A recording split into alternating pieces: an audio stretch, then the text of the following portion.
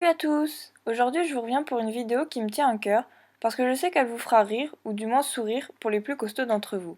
Si, c'est psychologique et philosophique et je vais tout de suite vous expliquer pourquoi. Alors comme dit dans le titre, aujourd'hui je vais essayer de vous expliquer pourquoi on se fait littéralement les abdos en voyant de pauvres gens chuter dans la rue.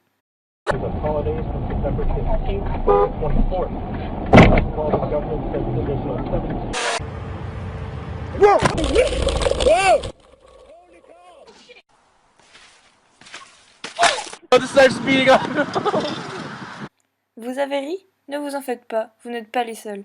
Et oui, la majorité des êtres humains ont tendance à rire dans une situation jugée comique, même si elle est parfois cruelle. Oui, très cruelle. Mais pour vous expliquer tout ça, on va faire un peu de philosophie, car le mécanisme du rire dans ce type de situation a été l'objet du livre Le Rire d'Henri Bergson en 1900.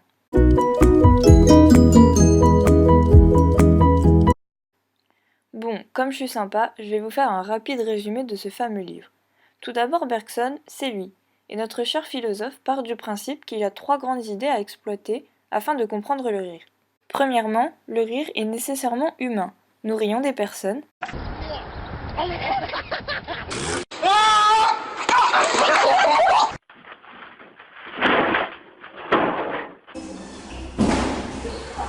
ou des choses qu'elles font.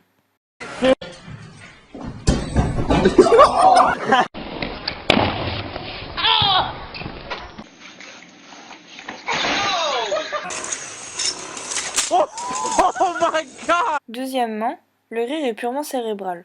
En gros, le fait de pouvoir se moquer de la personne qui vient de tomber veut dire que l'on est plus intelligent qu'elle parce qu'on prend de la distance par rapport à l'action.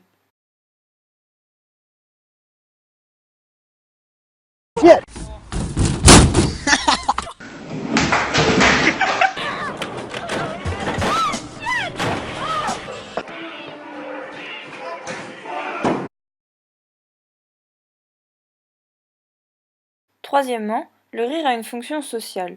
Il doit être ancré dans la vie quotidienne. On va se moquer d'une personne qui ne respecte pas les normes, les codes, comme par exemple descendre les escaliers normalement.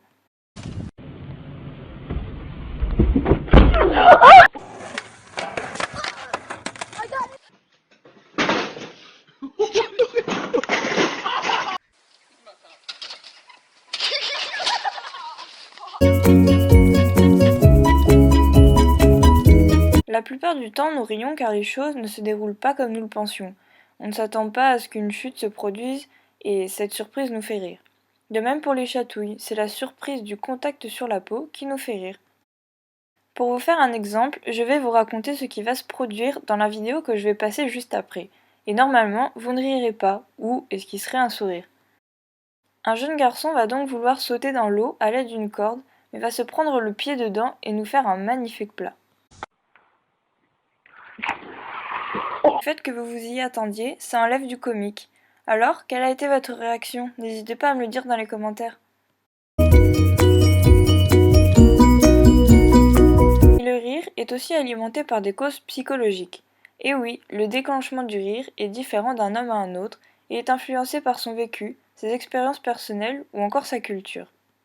Par exemple, quelqu'un qui a déjà vu un de ses proches tomber à vélo et qu'il voit une vidéo de quelqu'un tombé à vélo, il rigolera davantage car il se remémorera le fou rire qu'il a eu avec son ami et moins avec la vidéo en elle-même.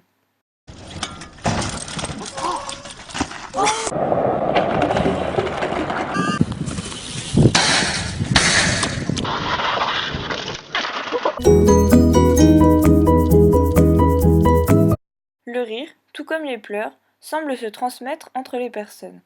Selon un neurologiste américain spécialiste mondial du rire, le fou rire ne serait qu'une forme de mimétisme mettant en jeu deux circuits de neurones. L'un détecte le rire dans l'entourage, l'autre le produit.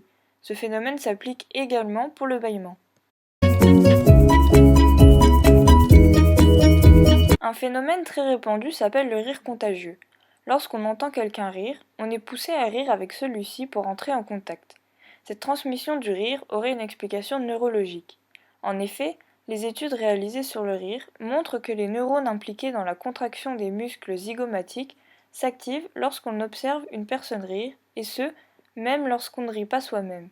C'est en quelque sorte une manifestation de notre empathie. En outre, cette caractéristique de l'espèce humaine favoriserait depuis des dizaines de milliers d'années une activité de partage social et amical universelle. Ainsi, de la même façon que la musique, le rire serait une sorte de ciment social.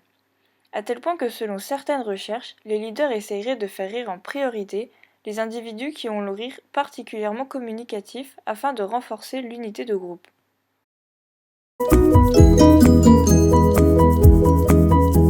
Eh bien oui, des études ont récemment montré que le rire stimule la sécrétion de composants immunitaires tels que l'immunoglobuline, qui sont juste des anticorps en fait, certains types de lymphocytes, mais aussi de l'endorphine.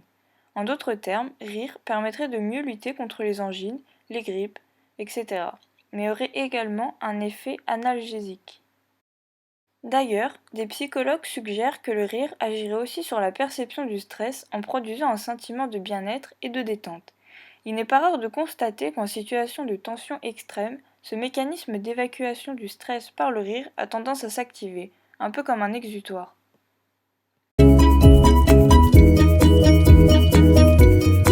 On se moquerait donc des gens qui tombent, car cette action va à l'encontre de ce à quoi on s'attend inconsciemment. Et on aime particulièrement en rire, car la chute d'un proche nous fait naître un sentiment de supériorité par rapport à l'action.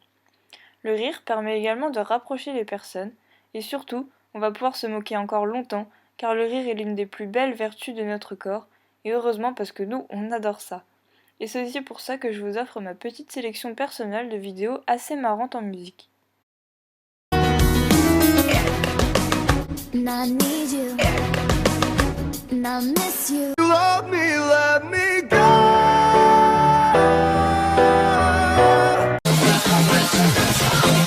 In your face.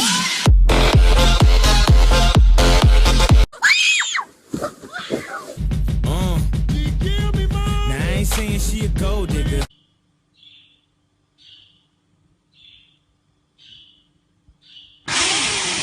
There's nothing to it.